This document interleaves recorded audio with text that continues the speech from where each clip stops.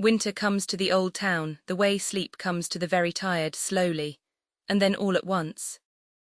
Snow settles on the cobblestones of Lindingas, on the baker's awning, on the iron railings of the bridge, where the canal turns dark and still. The church bell rings 5 times into a sky the colour of wet slate. And there, on the corner where the street bends toward the harbour, a lantern flickers. Its glass is fogged. Its iron post leans just slightly, the way an old man leans when he thinks no one is watching. Tonight the lamplighter does not come. The lantern's name, if a lantern can have a name, is only what the town has called it across the years. The children say the corner light. The sailors coming home from sea call it the first warm thing. The old women who pass beneath it in the early mornings, carrying bread and rosemary, simply nod to it the way you nod to someone who has always been there. And it has always been there.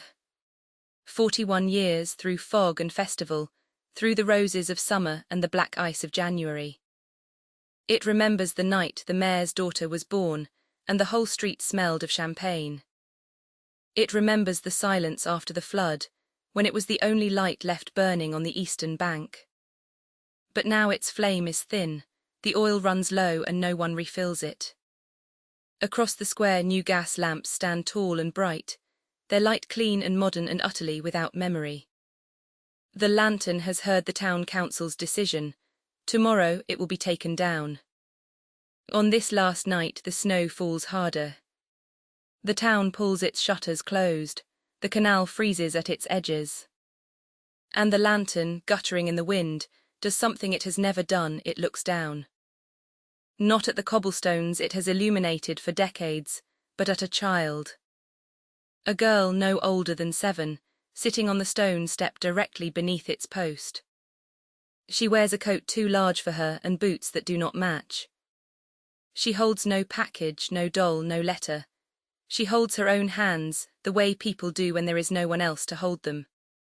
The lantern feels something shift inside its iron chest, a tightness. A heat that is not the flame. The girl does not cry. That is what strikes the lantern most deeply. She simply sits, breathing small clouds into the dark, watching the snow as though it is the only company she expects tonight. Somewhere a door opens and closes, laughter spills out then vanishes. The girl does not turn toward it. The lantern's flame shrinks, it is almost out now. The oil is nearly gone, and the wick is black and brittle with age. In the language of lanterns, which is not words but warmth, the slow grammar of light against stone, it whispers, "Stay, I am still here." And then the lantern does something impossible. It remembers every face that ever passed beneath it. The sailor weeping quietly after 3 months at sea. The young couple who kissed in the rain and thought no one saw. The stray dog that slept against its warm post through an entire November.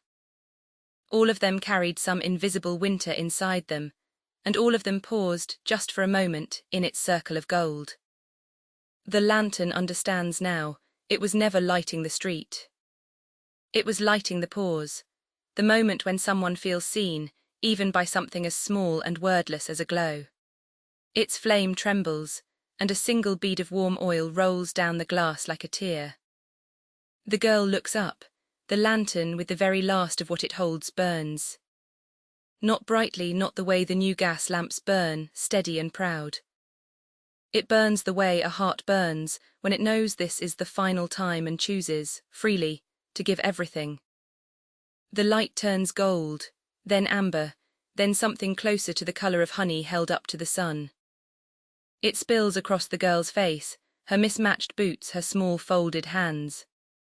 And she smiles, not a large smile, a Ghibli smile barely there but infinite.